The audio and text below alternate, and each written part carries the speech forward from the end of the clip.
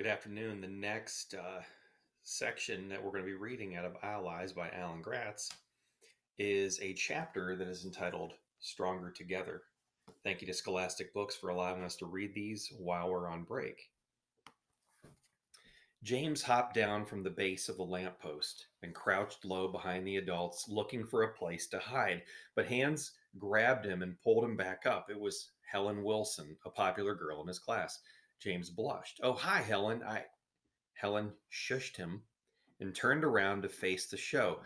She stood right behind him as Marvin Lennox and his boys ran past, still searching for James. "Thanks," James said when they were gone. "I hate those boys," Helen said. "Always treating every girl at school like we're stupid and catcalling us, making every boy live in fear of them.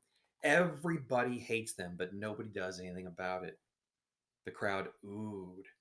The Canadian Army had lost the battle. The Nazis had control of Winnipeg. Boom! A cloud of smoke and dust shot into the air as the Nazis pretended to destroy the Maryland Bridge. The Nazi soldiers in the park came after the spectators to arrest them, and the crowd scattered. James lost track of both Helen and Marvin in the chaos. The actors dressed as Nazis spent the rest of the day terrorizing the town. They stole lunches from workers in the Great West Life Insurance Building. They boarded city buses and demanded to see everybody's papers. They closed Winnipeg's churches and arrested the priests. Clank, clank, clank, clank. James watched as a tank, an actual tank, rolled down Portage Avenue. James ended up near his father's office building and he watched in horror as Nazis dragged his father down the steps to a waiting truck with all the other lawyers. "Dad!" James cried. "Dad!" A German soldier held him back. "He's being taken to the internment camp at Lower Fort Garry. You can pay for his release there." Well, James knew that this was all an act, that the Nazis were Canadians in costume, and that important Winnipeggers who were arrested had to donate money to the war effort or stay in jail all day. But it was still shocking to see his father dragged away against his will. James caught sight of Marvin Lennox and his boys up the avenue and took a detour. At the public library, he saw Nazi soldiers burning books in a bonfire, books the library deemed too worn out to read anymore and had donated to the cause. Workers replaced the street signs on Main Street with signs reading Hitlerstrasse, Hitler Street, and Winnipeg Tribune changed its name to the Winnipeg Lies Sheet. James watched with a chill as the Union flag over City Hall came down and was replaced by the red, white, and black swastika of Nazi Germany. "It must not happen here," the mayor cried as he was hauled away. "Buy victory bonds. Volunteer. We're stronger together." We're stronger together. Something clicked for James, and he hurried back through the streets of Winnipeg. If Day was still happening all around him, but he had a different mission in mind. Half an hour later, James turned a corner at Union Station and ran headlong into Marvin Lennox.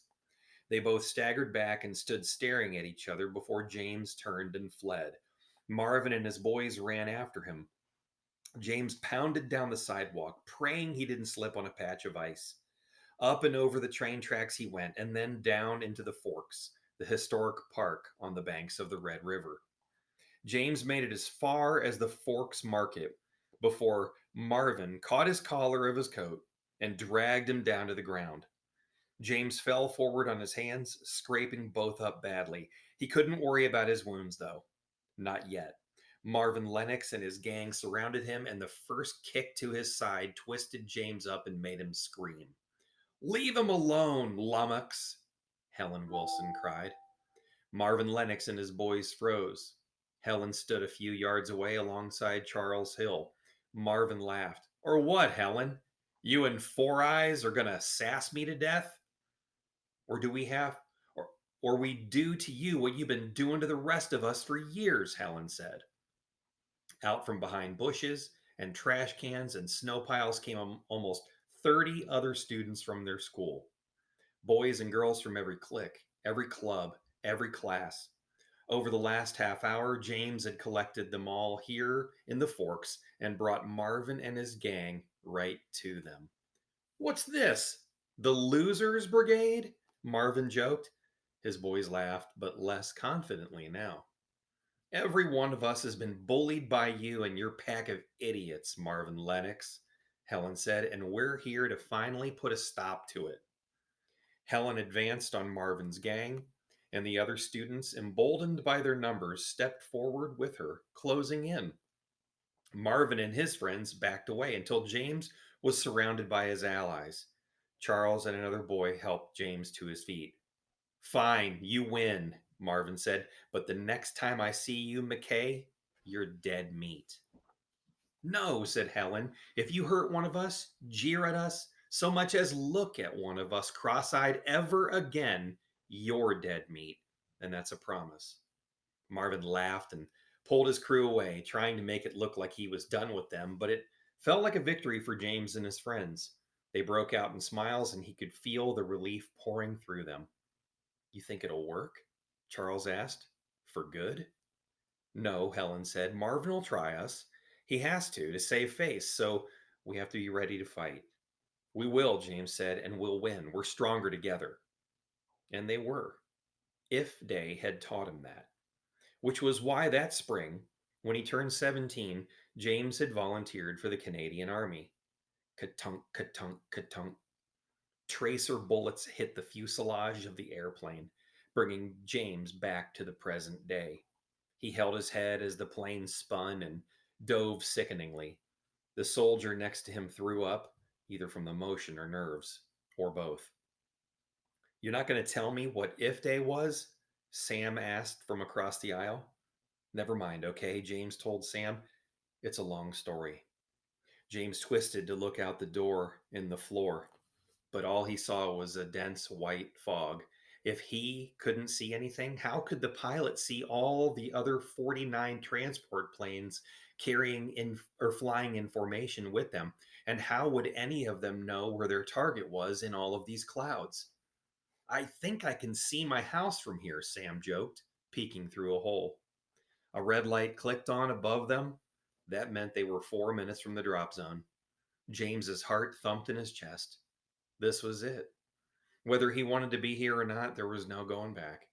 Rumor had it that the officer at the back of the plane went last so he could shoot any man who refused to jump. The only reason you didn't go through the hole in the floor was because you were already dead.